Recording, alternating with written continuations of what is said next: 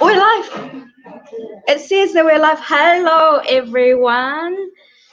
Today we have Nick Loosley, who is the Kiwi Bank New Zealand Local Hero of the Year, and he's the founder of Everybody Eats. It's such a pleasure to be interviewing him.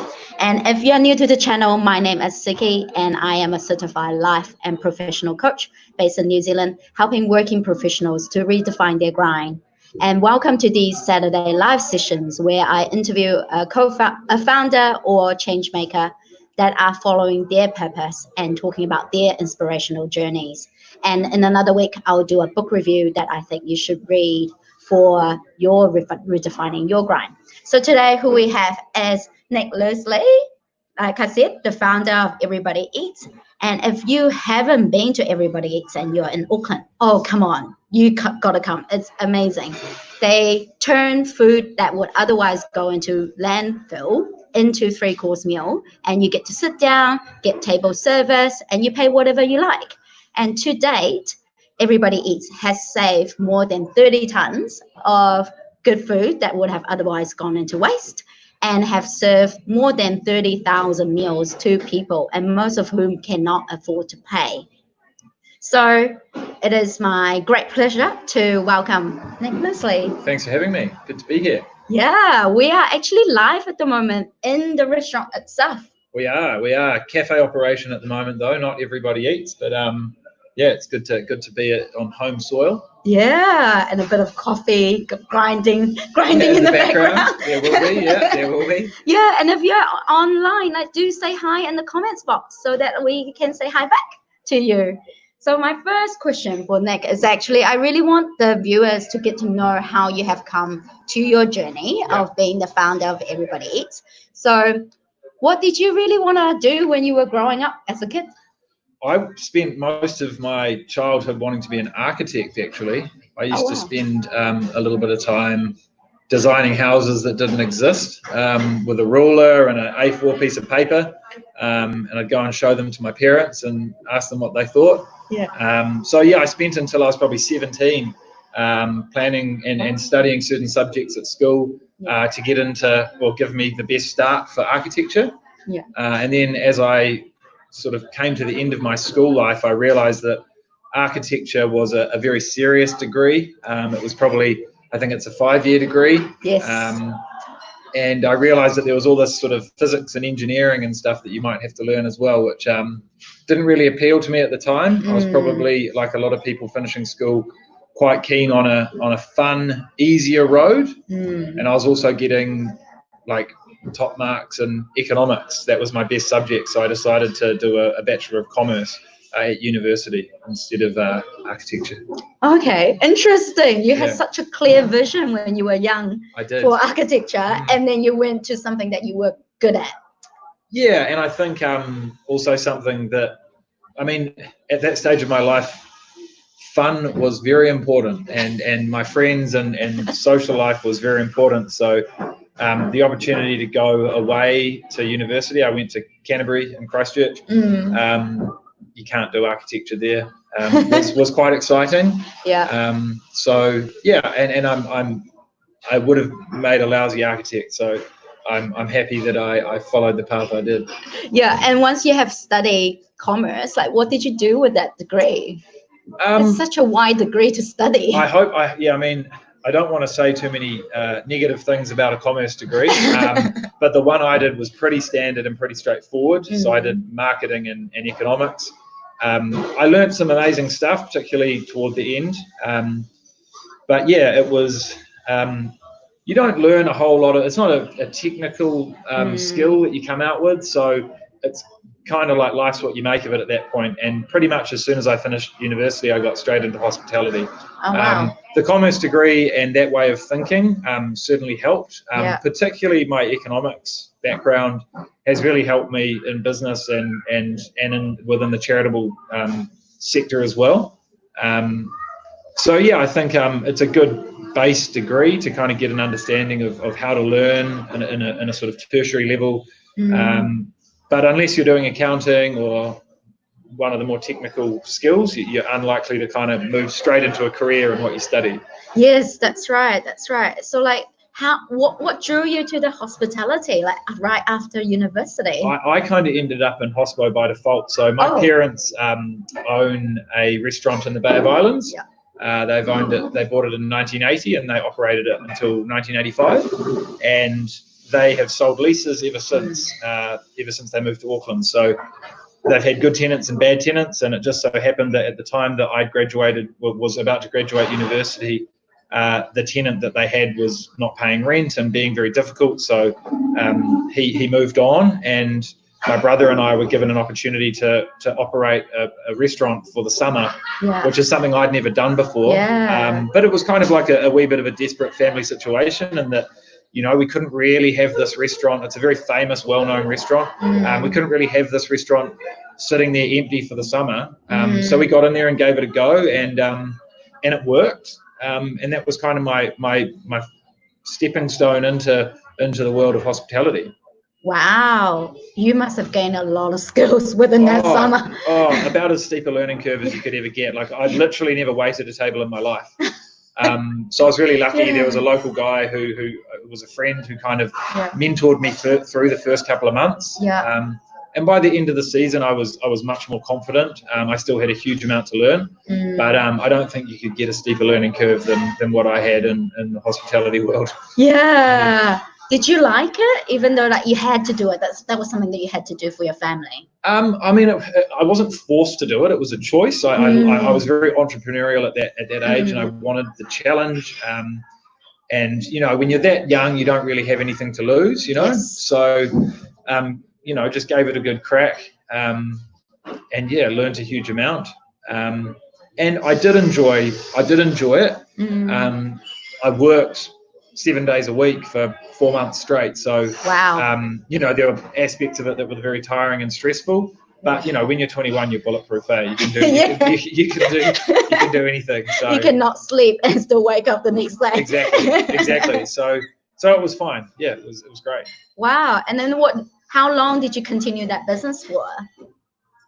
So I operated it for the summer for 4 or 5 months. Yeah. And at that stage, I'd only really committed to the summer, and I really wanted to travel. I had this plan to go traveling and then go and live in England. So I actually passed on sort of the business that I'd set up to my then chef and his wife, and they took over the lease, and they operated for 2 years. While I was traveling and working in the UK, I went and worked for a couple of pub groups doing marketing and operations. And then by the time I wanted to come home, they'd kind of unfortunately failed in their pursuit of the restaurant, and my parents were then looking for a new tenant. So I stepped back in, sort of bought a more official lease. This was 2009, so I was really excited about the 2011 Rugby World Cup and the tourism that was going to come from it. So I kind of made this commitment to do at least 3 years, hopefully have a really good summer for the Rugby World Cup. But it so turns out that I still own the business, and I have a great team up there that manage it. We've done a refurbishment of our beer garden, and it's operating really, really well. Still with me down in Auckland doing Everybody Eats. So yeah, it's been great for our family, and great for me to have you know, that business that can still operate. It allowed me to work for free for 2 years doing what I'm doing for Everybody Eats. So yeah, it's been awesome. Yeah, that is your safety blanket. Like, you had to have something else in order to pursue another goal that you have in your life. Absolutely, yeah. So I mean, living in Russell, I operated the restaurant for 3 or 4 years myself, and I was still very young, and by the time I was sort of 26, 27, I kind of realized I didn't want to live in a small town, 1,000 population. I kind of got the restaurant to a sort of good spot that I wanted it to be in, and then I kind of wanted to go and explore, and I really wanted to look into food and understand some of the problems that we have in the food system. I kind of got bored of selling steaks to wealthy tourists and started wanting to understand more about where food came from, nutrition, and the impact that food has on culture and society. So that's what led me to travel and explore and eventually do my master's. Yeah, that master's in Schumacher College, yeah, not the racing car driver. Fritz Schumacher, he's a I don't think he's alive anymore, but he's written some very famous books. One is called Small is Beautiful, and he was sort of one of the first what we'd call green economists. Yeah. So he was kind of writing books about, I think one of the taglines is economics as if people mattered, rather than as if the economy mattered. So, rather than the market mattered. Yeah, so the word economics actually comes from the I think it's a Greek translation, or it comes from the Greek root. It actually means home management. So what economics is about is managing our home. So managing this earth and the earth's resources. It's not necessarily about markets and money and OCRs and all of these things. It's actually about how do we operate this ball floating in space with animals and humans and all these things. Like an ecosystem. Exactly. Yeah. So that's where this sort of more holistic approach to economics comes from, and Fritz Schumacher was one of the sort of founding fathers of this movement, which is kind of becoming bigger and bigger as time goes on, and people realize that what's in your kind of traditional economics textbooks actually not really what happens in reality. The economics textbook can't really explain financial crashes. It can't really explain the trickle-down theory not working, and all of these sort of more free market approaches that have been traditionally taught in universities. There's actually been students around the world that are standing up in economics 101 and saying, we're not willing to learn this anymore. This is not real. This does not work. And it's really inspiring. And it's cool to have been to what I think is probably the most radical and progressive university that's teaching a master's in economics in the whole world. Yeah, because when I read it, like green economics, I was like, what is green economics? Well, green economics is actually the term that I have given it, which kind of makes a lot more sense to people. The title of the program is actually called Economics for Transition. Okay. So that's how do we transition from our current operating system, you could call it capitalism, you could call it neoliberalism, to something that is higher all human well-being, more ecologically, environmentally viable, and also good for all animals, not just us as animals. And then what did you do during those 2 years? It was just a one-year master's. Oh, 1 year master. So you kind of do quite a lot of, you do a whole module on ecological thinking. So you learn about the history of the planet and where we've come from and how we came to be, and the damage and destruction that we've caused, particularly in the last couple of centuries. And then you get into some more economic theory. It's at the time it was the only economics program in the whole world that was teaching a history of economics. Oh wow! So we learned Marx, all of the sort of main, Adam Smith, all of the main sort of hallmark economic thinkers of the sort of last couple of hundred years. And then you get into more practical stuff. So we did amazing things like built a wood shelter. Wow. We'd study how can we heat our university over winter. What's the most economic and ecologically friendly way to do this? So we realized that a certain type of wood burner was the best thing for our environment because we were in Devon, there was a lot of trees around, we had access to timber. So then we actually learned how to do stuff with our hands as well. So the guy who founded Schumacher College, Satish Kumar, he's an Indian man who walks for peace all across the world. Yeah, he's quite famous. If you look him up on YouTube, you'll see lots of stuff. And he talks about head, heart, and hands. So learning with your head, learning with your heart. So learning how to be a little bit more empathetic, which was really interesting for me coming from a private school background in New Zealand, and hands. So how do we actually reconnect with things with our hands? So we did a lot of hands-on stuff as well. Yeah, I can see the picture that I'm forming in my mind is like all these experiences that you're collecting from your owning the restaurant, from traveling, learning about operations and marketing, and then coming back to more of the green economic side of it. And then how has that led you to this idea of everybody eats? Yeah, okay. Well, I think that the hospitality side of things is is probably pretty obvious for people to understand. I've got a background in hospitality, and then I went and studied this kind of radical paper that I actually went to study because I wanted to understand what was broken in the food system. But what I realized was that what's broken in the food system is the same thing that's broken in the whole system. So the money flows in the wrong direction. People don't take into account externalities. We're not looking into the environment. There's a little bit of greed around, a lot of greed around. A lot of greed around. I'm glad you agree. And so for my dissertation, for my research, I went and visited and volunteered at 12 different projects in the UK and Spain that were trying to affect change with food.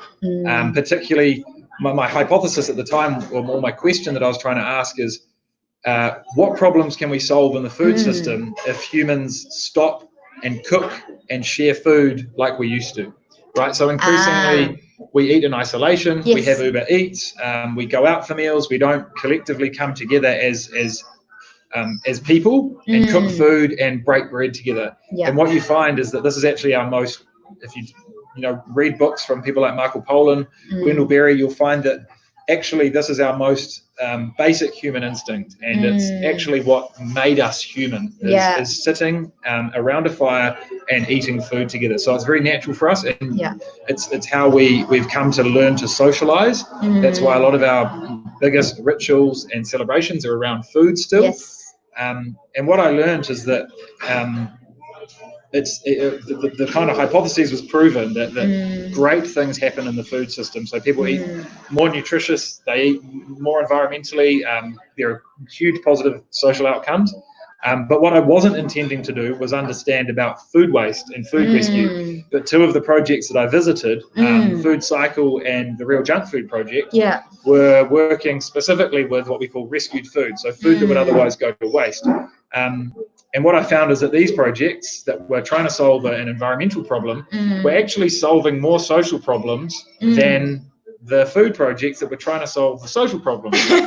So that's interesting. Yeah, so my dissertation very quickly became, what's Nick going to do when he finishes his dissertation? So I started doing a lot of reflection and exploration into how I was feeling and what I was learning from the experiences I was having and the people I was meeting. And I landed on basically the concept of everybody eats, which was, like any idea, it's not my idea. It's just someone else's idea that I kind of mucked around with and turned into this. Yeah, exactly. So I looked at all the amazing things that I'd learned in Europe and the UK, and what I'd learned at university, and kind of landed on this idea, which was slightly different to the couple of projects that I'd seen in the UK, in that we were trying to provide a restaurant experience. So we're aiming for restaurant quality food, restaurant quality service, and a place where everyone is welcome. And we put a lot of emphasis on trying to create systems and an environment where people that perhaps are homeless or suffering mental health, substance abuse issues, people that are really struggling, feel comfortable coming and being, and then a place where, perhaps a professional, someone wealthy, the working poor, every person is comfortable coming, and the pay-as-you-feel system, which is what we operate at Everybody Eats, is very good for that, because it allows everyone to contribute what they can, and we put no expectation on people. Like pay-as-you-feel, I feel like that type of concept requires quite a lot of trust on the people that are coming. Was it scary to take that step to go, you pay whatever you like, or this is so core to you, your being or your concept that you're like, nah, it's fine? I think scary is the wrong word, and I know what you're, in the line of work you're in, and there are probably people listening that are interested to know, how do we get into, realizing a vision and executing it. And I think when you have an idea, and you're excited by the idea, you don't expect the idea to be everything you planned it to be, and you go into it with an open mind, nothing's scary. You're just exploring. Just learning. So I didn't find $100,000 and build a team and suddenly start a restaurant. I dipped my toe by running a pilot for a couple of weeks and learning as I went. So no, not scary. Other people were scared. Everyone I spoke to was like, you're crazy. You know human nature. People will take advantage. Of course, some people take advantage. We want them to take advantage. They don't have any money. It's okay. Yeah. And what we found is that, you know, people are incredibly generous as well. And at the same time as there's someone who feels a stigma about giving $0 for a 3-course meal, there's also someone who wants to give 100 and they don't want anyone to know because they don't want the pat on the back. They don't want someone to bow at their feet because they're the one that's propping up this, you know, all the people that couldn't afford to pay. So there's benefits for everyone with it in a not like a more anonymous pay-as-you-feel system. And yeah, we're not exactly like, you know, getting huge amounts of revenue like a normal restaurant would, but all we need to do, because our costs are relatively lean, you know, we rely on volunteers. Yes. We work with food that we get mostly for free. Yes. So we don't need to get $50 for a 3-course meal. You know, we can survive if everyone gives 5 or 10. Yeah, that's really lovely. And I love how you said that it is not scary, because that's what I come up with a lot with the coaches or with people that I've mentored in companies, is that when they have a vision, they just want to execute it, but then they plan and overplan and just keep sitting on it and not executing it at all. Yeah. And it's to take that first step, that leap. Yeah. And then with some safety blanket like you had with that other restaurants. Yeah, and I mean, I was, you know, I invested plenty of time into the setup, but it wasn't like I was, you know, 40 hours a week for 6 months. Like, you could say I spent 40 hours a week for 2 years because I was researching and going to university to develop the idea. But I think for people out there that are interested to know how you move into, you know, your own thing or something entrepreneurial, you've really got to stop thinking about it like you think about your day job, eh? Like most people are used to being employed, and they're used to having a set of tasks and you know, some autonomy, but they're not used to really the idea of standing on their own too and failing. And I think there's some crazy stat, and you'll probably know it, but you know, the most successful entrepreneurs in the world are C and D students because they're used to failing, so they're not scared to try things, you know? And the people that get stuck in the, you know, high-paying jobs, but they don't really elevate to changing the world, are your A students. So I think for A students out there that probably tend to like safety and to think and like to know that what they're doing is right, is just try and shake off that feeling of what happens if I fail, and start thinking about what are the benefits of failing. You know, you're going to learn so much, and if you don't throw the kitchen sink at it and, you know, completely quit your job and, you know, move to Timbuktu to start your passion or vision, you know, there's not really anything to lose. Yes, that's right, because that's how I started my own business about 9 months ago, is that I thought, well, what am I going to lose? Maybe it's a stable paycheck, but if I have the money, then I can give myself this university degree of running a business and see what happens. And I'm learning so much. Just got to do everything from marketing, from nurturing clients, from like getting everything in and doing interviews like this. I haven't done this before. So it's really fun. It's a roller coaster ride, but it's really worth it, because I think if for those of you out there that are working professionals, if you are taking a break like this to explore something, what you gain is so much more than being at a stable job. And then those skills that you collect, you can take it back to my job. I was like, well, I can always go back to being an agile coach in technological companies and get paid really well. But I'm going to be 10 times better as a coach because I know what's going on in real life. I mean, we learn from new experiences. And I think a lot of professionals are really concerned about, you know, being that step ahead, or I graduated in the same year as that person, I've got to be in the job ahead of them. The comparison. You know, by the time you get to the age that I am, which is 34, 1 year makes no difference. There are people that are a year below me that got into being a commercial lawyer, and there are people that did it in my year, and it makes no difference. The age is nothing now. Once you've been in the job for 10 years, you know, if you were meant to be a partner now, you'd be a partner now. So I think you can easily take some time in your 20s, 30s, whatever age actually, to go and explore and get some new experiences. I think those will actually put you ahead of the person that stayed in the same rigid job. So my best advice for people is travel. I think traveling gives you an amazing perspective on the world, particularly if you're willing to travel to countries that aren't as comfortable and safe as New Zealand. And when I say Culture safe, shock. I mean I don't mean go to dangerous countries, but I mean go to places where, you know, there's poverty, and you're going to see some things that you won't see at home. There's also poverty in New Zealand, don't get me wrong. And then, go and get some new experiences. Go and do a different job for a year. You know, there's nothing to lose, and a lot more to gain. than one more year as an accountant or one more year as a lawyer. Yeah, that's right. That's right. We were talking before that when we were catching up about like how entrepreneurship might not be for everyone at times, because it requires a certain personality to be really going at it all the time, doing the hustling. Yeah, and you were saying that actually a lot of people that volunteer at Everybody Eats get a lot out of being here because of being in a community, living the values that they hold dear. Yeah, can you talk a little bit more about that, of what you've seen and the volunteers that you've had here? I just want to start with about having the drive, and when you start a charity particularly, or a new business, like you've got to work at it 24/7 pretty much. And where that drive comes from is simply being your own boss and doing what you chose to do. If you're doing something for someone else and you don't love every aspect of your job, and they're not motivating you, and they're not giving you the autonomy to really flourish, the idea of working a 12, 14-hour day is horrible. You're clock watching after 6 or 7 hours when you're doing something that you designed, that you love, where you get to make the decisions, or be part of making the decisions. It doesn't necessarily, you don't necessarily have to be the leader or the CEO or whatever. It's easy to work the whole time. It's easy to be thinking about work the whole time. It's hard not to be. Yes, it's hard to turn it off. yeah, exactly. And I've been through it with my own business, and I think it's helped me to not allow Everybody Eats to completely consume me. Although at times of my life, in the last 3 years, it has completely consumed me.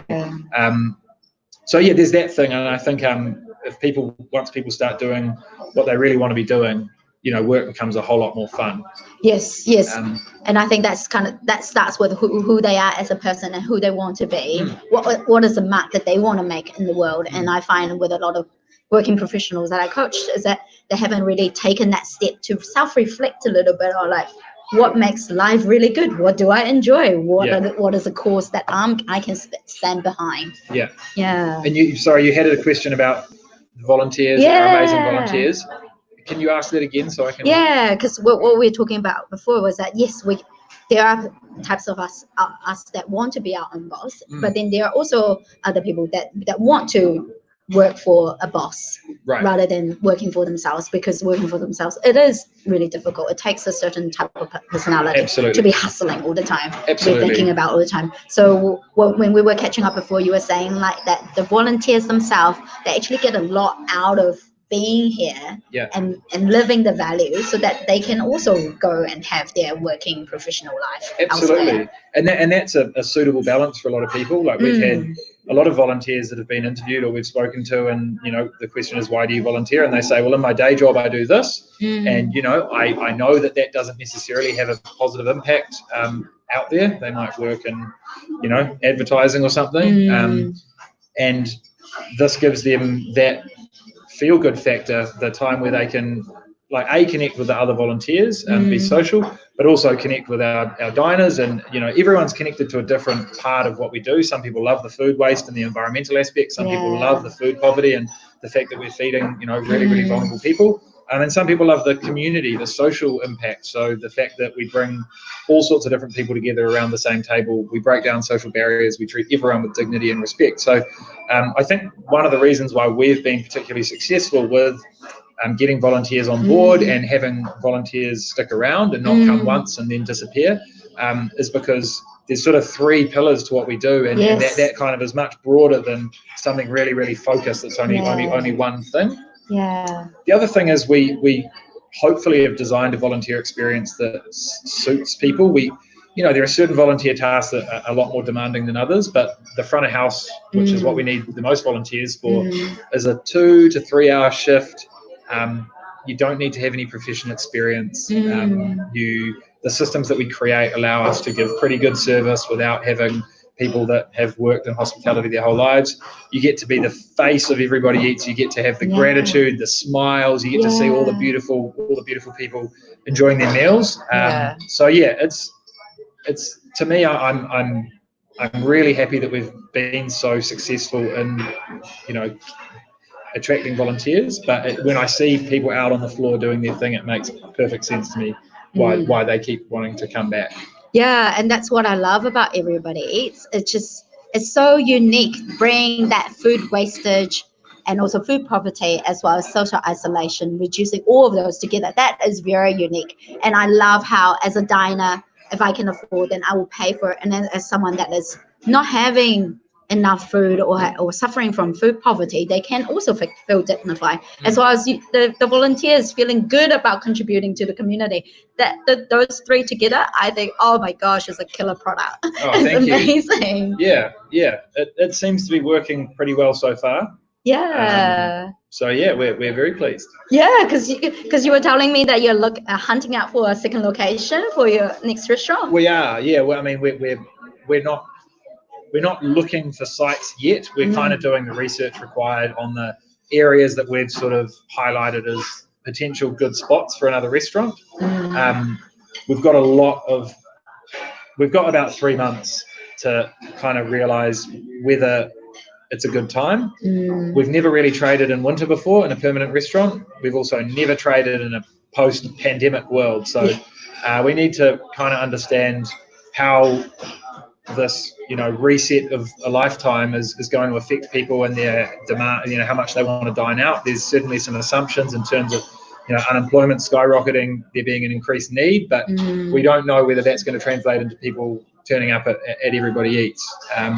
We also need to understand how the weather affects, where people can come from. A lot of our customers will walk or cycle or bus, so they can't just get in their car and turn up and not get wet. So we need to see how we trade over the next 3 months, and then we'll hopefully, if everything's looking good, we'll dive into another site.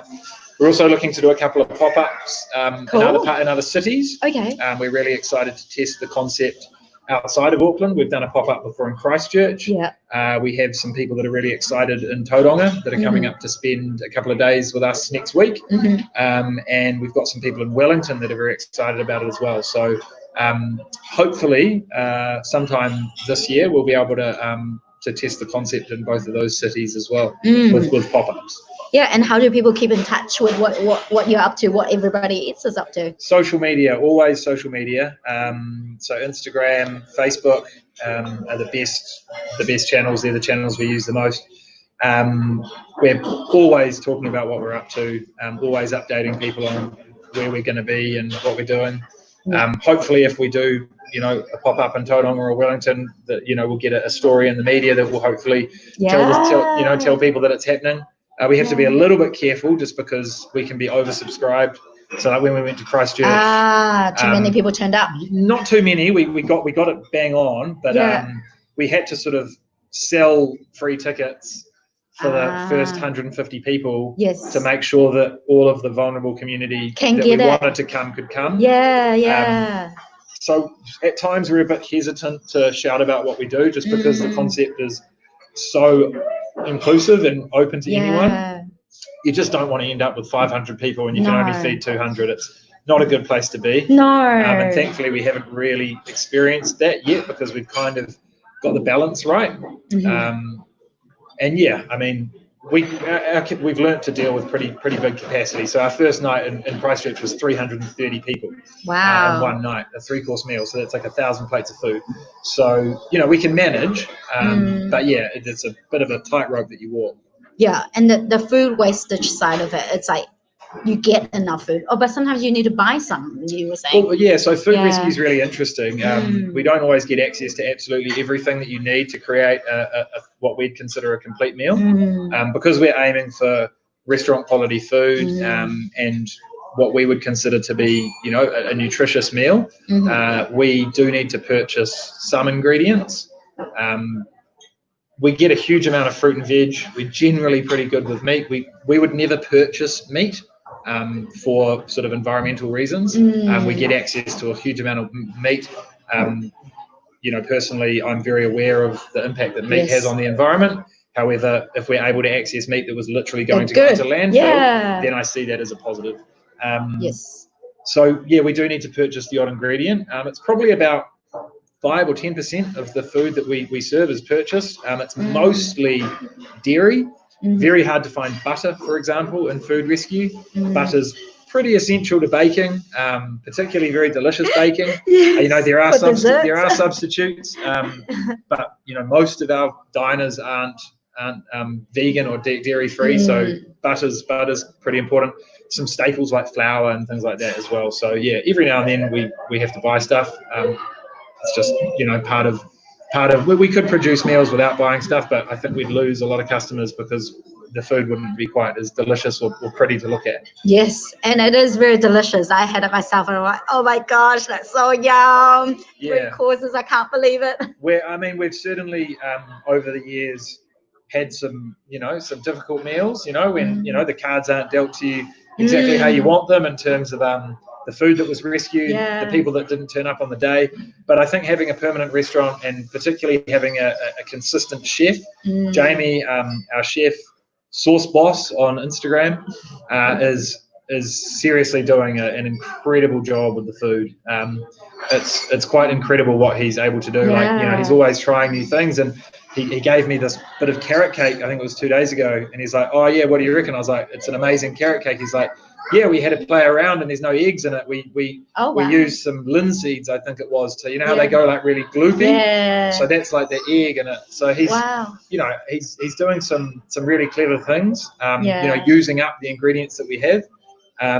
So yeah, and then from a service perspective, Amanda, our restaurant manager, she's been in and out of restaurants, bars, and for 20 plus years. So, and the way she's able to execute like relaxed but quality service and really inclusive environment is awesome as well. So the team that we've got, which is very small, Amy at our pop-up at Jamaizi Street, is seriously, like, I couldn't ask for a better 3 people to be working with. That's amazing. Great. We've been talking for about 30 something minutes now. So now I want to ask, are there any questions from online? And yes, some people saying good day. Hi, Brett. Hi, Callum. I hope you are still here. Because we'll wait a little bit to see what questions are online, and then we'll go to a quick fire round of questions. Sounds good. Yeah. I'm just having a look to see if there's many people that have seen our Instagram. There's 134 people know that we're doing this. Oh, really? Through Instagram. Wow, that's amazing. Not sure how many people are tuning in. I know a lot of people were unable to tune in live, so they're hoping to catch this a recorded version. Yes. I'm assuming that's available. Yes, that's available straight after. Perfect. And I'm not that keen on editing, so you'll see the whole thing because editing takes time. Hopefully everything's been relatively succinct so far. Yeah, I think so. Okay, so there are no questions online. That's fine. So we'll go to a quick fire round. My first question is, what is your favorite pastime activity? How quick are these responses? It doesn't need to be that quick. Okay, it doesn't need to be that quick. What is my favorite pastime activity? Yeah. If I've got to choose one, I'm going to say walking in the wilderness. Whereabouts of that wilderness, or just anywhere? Somewhere beautiful, hopefully. I'm a huge fan of the walks that Doc have provided in New Zealand, particularly walks with huts. Last weekend I walked Cape Brett, which is in the Bay of Islands. Oh, wow. We had perfect weather, no wind, no swell. It was beautiful. I've done, I think it's 8 of the 9 great walks, the Doc Great Walks. All of them, incredible in their own way. Have done a couple of incredible sort of multi-day walks overseas as well. One in Iceland, one in Yosemite National Park, and a few in England as well. Wow. I think I live in the city. I like the city. But it's a good opportunity to get out there, particularly if you live in a country like New Zealand. Like, wherever you live in New Zealand, you're probably 1 hour's drive away from an amazing walk. Yes. Even in Auckland, you go west, you're in the Waitakates. You go east, you're in Hanua. Yeah. It's amazing. Awesome. What's a piece of advice or wisdom that has stuck with you? I don't think I'm old enough to have wisdom, but I can give some advice. Piece of advice that stuck with me.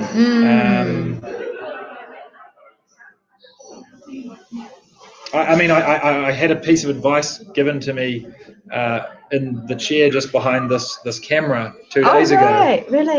By a man I would say has great wisdom. Yeah.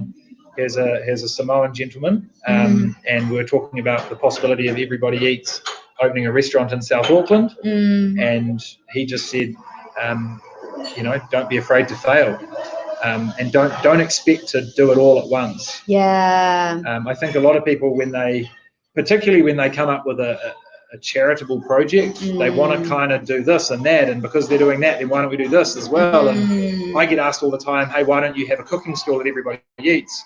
And we'd love to have a cooking school that everybody eats, but until we're a bit bigger and we understand what that looks like a bit more, and we've got the right person who's really passionate about taking that forward, then we just see that as taking away from what's at the moment a really, really simple, easy to understand concept. So yeah, don't try and do it all at once, and just give it a crack. Yeah, learn as you go. Yes, learn as you go. Definitely iterate as you go, and that persistency and keep doing it as well, because the results don't come straight away. That's what I found. Oh no, and don't expect them to. It's like if I'm a student of meditation, and I was talking to a friend the other day who's just started meditating, and with every sort of new meditator, you kind of they're always going, well, am I doing it right? Am I doing it right? To be honest, you never know. It takes a long time, particularly to really feel like you're doing it right. And it's the same with business and anything we learn in life. If you're good at something straight away, you're very lucky. You're very lucky. Yes, definitely. Meditation has really helped me to be more zen with my own business as well. Good for stress, very good for stress. Yeah. Yes, super.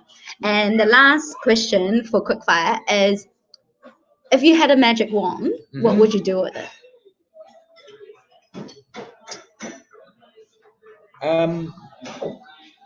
I think for me, what we're lacking the most, if I had a magic wand, I'd save the world, because I'm firmly of the belief that we're very quickly unsaving the world. There's a lot of things that we're doing that are, I'll be blunt, going to wipe out our species, and we've got a very short amount of time to fix it. And to me, if I had a magic wand to try and solve that problem, I would somehow, and magic wands can hopefully do this, force connection upon people. Like right now, what we're seeing in the States with like huge racial division. Yes. We're all people. And I'm pretty sure if you get a white supremacist and, an African American and you put them in a hut in the wilderness and you get them to sit around a fire, I'm pretty sure that they're going to have an argument to start. And after a couple of days, they're going to realize that they're exactly the same. Similar. Exactly. So I think if we could just learn to have more empathy, and particularly learn to get out of the spiral that we're in, like the rat race that we're in. We're amazing creatures. Like, we're very intelligent, we're very creative, we're very resilient. I think once we do that and we actually do things together, and I don't mean necessarily as a country, I mean globally, I think that we can solve all the problems that we've got, ecologically in particular. But it's not going to happen until people understand each other better.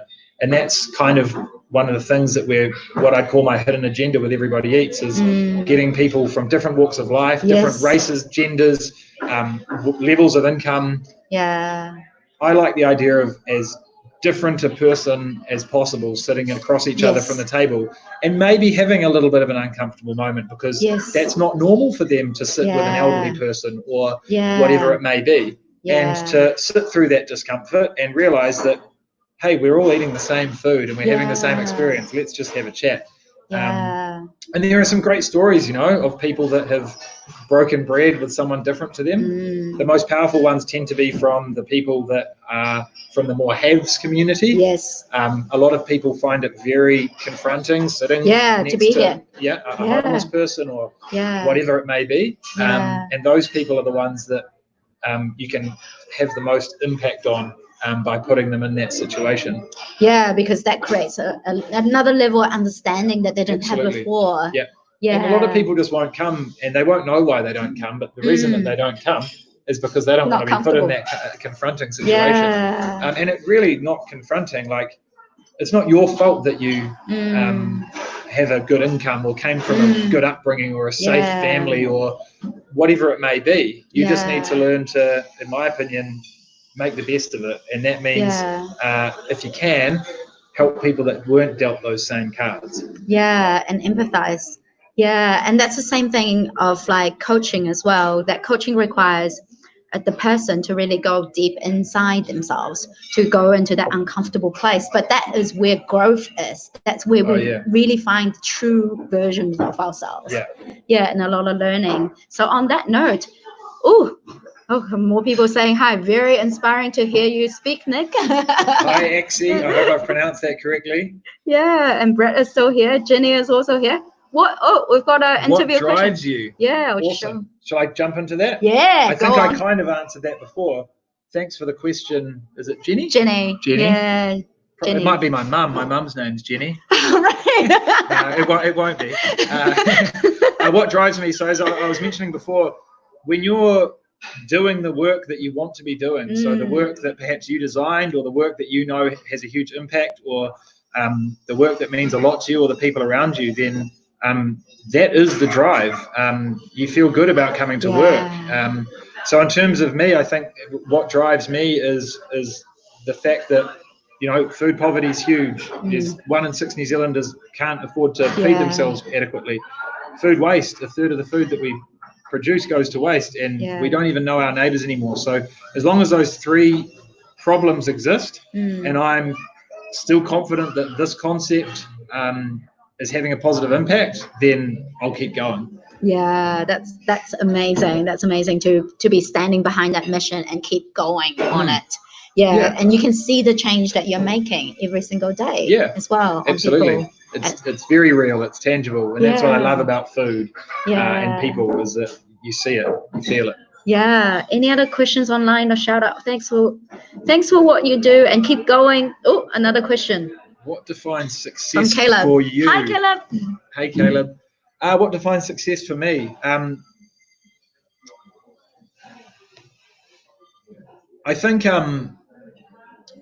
I've been very careful with Everybody Eats to keep it true to its core values. And a lot of organisations, particularly charitable ones, especially when they're going for funding, kind of change what they're doing quite drastically in order to chase the money, or chase the success, or chase the media attention, or whatever. And I think as long as you start something with a very clear intention, and what I started came from, 10 years of hospitality experience, years of study and research, and I defined what I wanted to achieve in that very simple concept with those 3 pillars. As long as you're true to those core values, I think it's very clear when you're being successful. And I think for people out there that are working in professional jobs that don't feel aligned to those core values, particularly perhaps it's the core value of the CEO, or the vision of the company, or whatever it may be, and you're just kind of along for the ride, even if you're earning lots of money, you don't feel fulfilled, you don't feel successful. So I think for me, we live in a whatever you want to call it, a capitalist society. Money is important. So I think for me, having an organisation that can kind of stand on its own 2 feet to some extent is important. So, plenty of organisations, particularly charitable ones, are started without that in the back of their minds, and then they fall over very quickly. So I think being aware and wary of that. That's why for Everybody Eats, we love the pay-as-you-feel model, because it generates revenue. So we don't have to rely on all of our funds coming from grants and individuals that believe in the concept. So I'd love it if the world didn't require people to think so commercially, but I think as long as we're in the world that we're in today, which isn't going to change drastically, well, it's changing drastically, then that's success as well.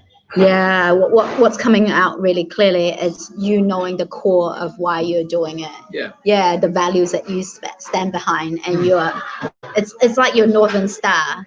Your northern compass. It's like your compass that you want.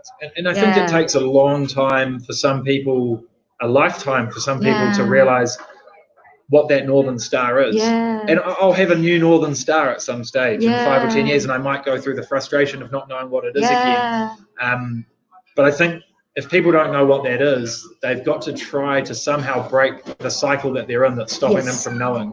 So whether that's quitting your job and going traveling, or getting a life coach, or join my program. Join the program, or doing some meditation. For me, that's probably the most important thing we can know is that North Star. I love that sort of analogy. So break the cycle and find your North Star. And you can totally join my program, which is a 10-week purpose program that we go through. What is your North Star? And also getting you to be self-confident and self-loving, because what I found is that a lot of times people are not able to make the leap, or not able to even find a North Star, is because we believe that we're not good enough, that we don't have that love and compassion for ourselves. And that decreases our confidence to actually do anything about it. So that program has everything that you need to live your North Star as well. Awesome. Cool. That sounds exciting. Awesome. So this is a great conversation. Good. I'm glad it's been good. It's been good for me. It's been good. So everyone, join Everybody Eats by checking out their Instagram, their Facebook, as well as their website for volunteering. You can volunteer, donate, find out more at that website that you're seeing in front of you now. And join my other Saturday live sessions at 11 a.m. New Zealand time, where I'll interview more change makers and founders, as well as giving you some self-development books that I think you should be reading and giving you the best bits of those. So thank you, everyone. We're going to say goodbye unless there's anything else. Oh, more people are saying hi and sharing. Thank you. So, thanks, everyone who tuned in. Hope it was worthwhile and you got something out of it. Breakfast bacon, say thanks for that. Awesome. All right, we're gonna say bye. See you. Here we go.